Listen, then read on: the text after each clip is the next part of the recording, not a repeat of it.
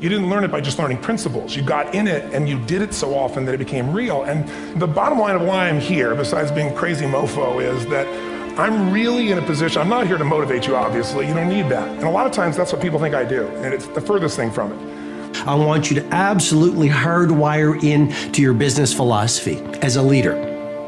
You cannot build an A-level company with C-level talent. If your company is not winning in your field right now, you likely have weaknesses in your hiring. Don't just hire people because it's the easiest move to make. Outside in the world is danger at all times for various reasons. In caveman times, that danger may have been, a saber-toothed tiger. It may have been the weather. It may have been a lack of resources. It may have been, who knows, any number of things. Things that with no conscience are trying to kill you. They want to end your life. And so how do we survive? We work together. And together, we come together in our groups, in our companies, in our tribes, to feel like we belong, to be around people who believe what we believe so that we may feel safe. When we're surrounded by people who have our best interests in mind and we feel safe, we will organize ourselves and cooperate to face the dangers externally. You didn't learn it by just learning principles. You got in it and you did it so often that it became real. And the bottom line of why I'm here, besides being crazy mofo, is that I'm really in a position, I'm not here to motivate you, obviously. You don't need that. And a lot of times that's what people think I do. And it's the furthest thing from it. What happens though is people say to me, well, I don't need any motivation. And I say, well, that's interesting. That's not what I do. I'm the why guy. I don't know why you do what you do. What is your motive for action? What is it that drives you in your life today, not 10 years ago, or are you running the same pattern? Because I believe that the invisible force of internal drive activated is the most important thing in the world. I'm here because I believe emotion is the force of life. All of us here have great minds. Most of us here have great minds, right? I don't know if I'm in the category, but we all know how to think. And with our minds, we can rationalize anything. We can make anything happen. We can, I agree with what was described a few days ago about this idea that people work in their self-interest. But we all know that that's bullshit at times. You don't work in your self-interest all the time. Because when emotion comes into it, the wiring changes in the way it functions.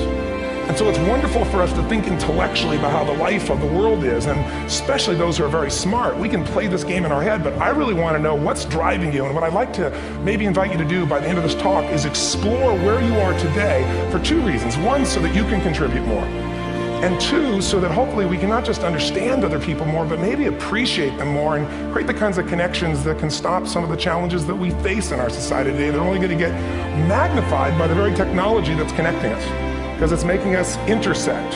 And that intersection doesn't always create the view of everybody now understands everybody and everybody appreciates everybody. So I've had an obsession basically for 30 years. And that obsession has been what makes the difference in the quality of people's lives? What makes a difference in their performance? Because that's what I got hired to do. I got to produce the result now. That's what I've done for 30 years. I get the phone call when the athlete is burning down on national television and they were ahead by 5 strokes and now they can't get back on the course. And I got to do something right now to get the result or nothing matters.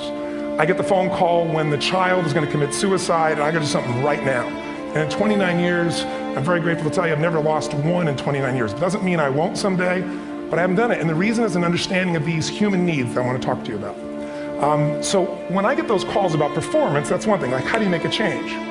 But also, I'm looking to see what is it that's shaping that person's ability to contribute, to do something beyond themselves. So maybe the real question is, I look at life and say there's 2 master lessons. One is there's the science of achievement, which almost everyone in this room has mastered to an amazing extent. That's how do you take the invisible and make it visible, right? How do you take what you dream about and make it happen? Whether it be your business, your contribution to society, money, whatever it is for you, your body, your family. But the other lesson of life that is rarely mastered is the art of fulfillment. Because science is easy, right? We know the rules, you write the code, you follow those, and you get the result. Once you know the game, you just, you up the ante, don't you? But when it comes to fulfillment, that's an art. And the reason is it's about appreciation and it's about contribution. You can only feel so much by yourself. So I've had an interesting laboratory to try to answer the question of the real question, which is what's the difference in somebody's life if you look at somebody like those people that you've given everything to, like all the resources they say they need. You gave them not a $100 computer, you gave them the best computer. You gave them love, you gave them joy, you were there to comfort them. And those people very often, and you know some of them I'm sure, end up the rest of their life with all this love, education, money, and background, spending their life going in and out of rehab. Bill Gates was asked what was the winning formula of Microsoft when Microsoft was really the heavyweight champion of their industry. I think they're a little lost right now, but the larger point again is he replied with this: what made Microsoft was not our software. What made Microsoft was our hiring.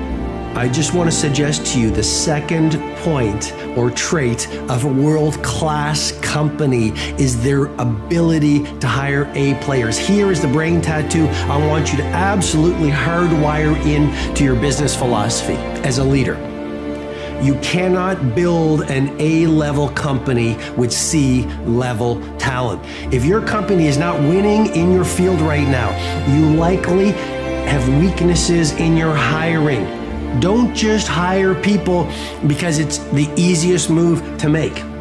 A lot of companies spend very little time on hiring and then most of their time managing their hiring mistakes. And you know, if you're building a business, if you're an entrepreneur, if you're a manager, if you're a CEO, like a lot of the people who watch these mastery sessions and come to my live events, you know I'm speaking truth here.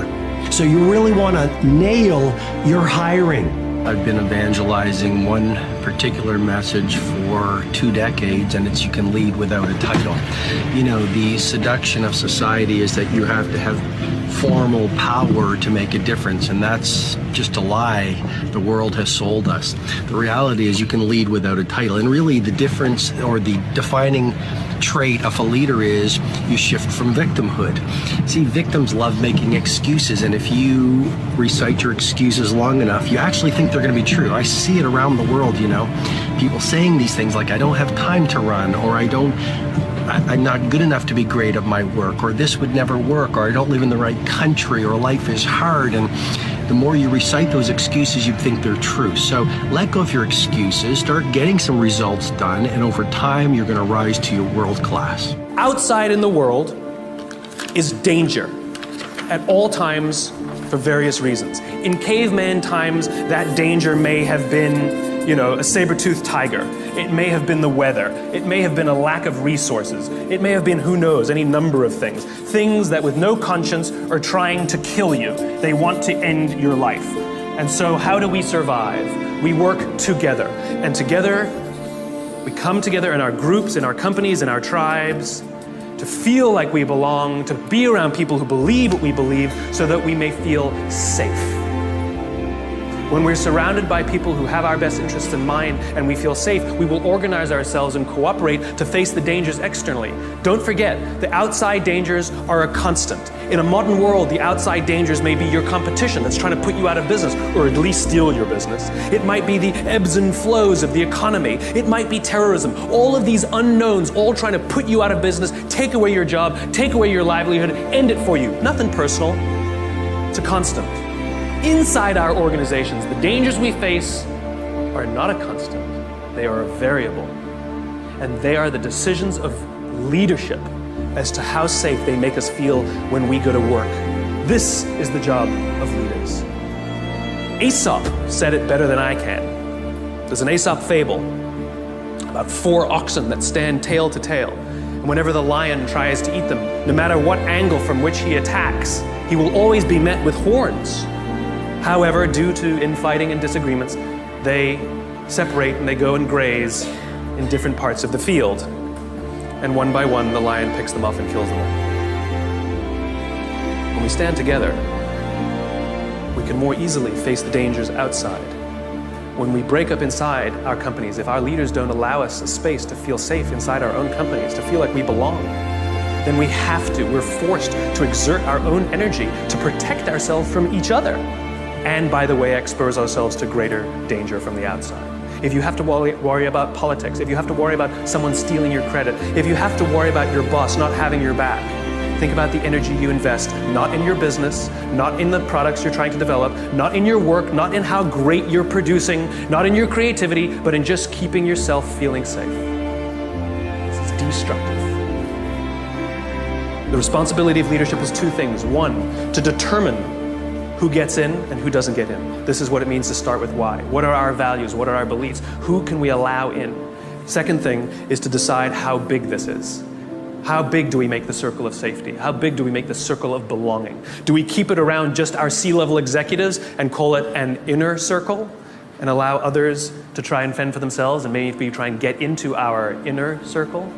Or do we extend it to the outermost edges of the organization? Great leaders extend the circle of safety, the circle of belonging out to the outermost edges so the most junior person feels like they belong, feels safe.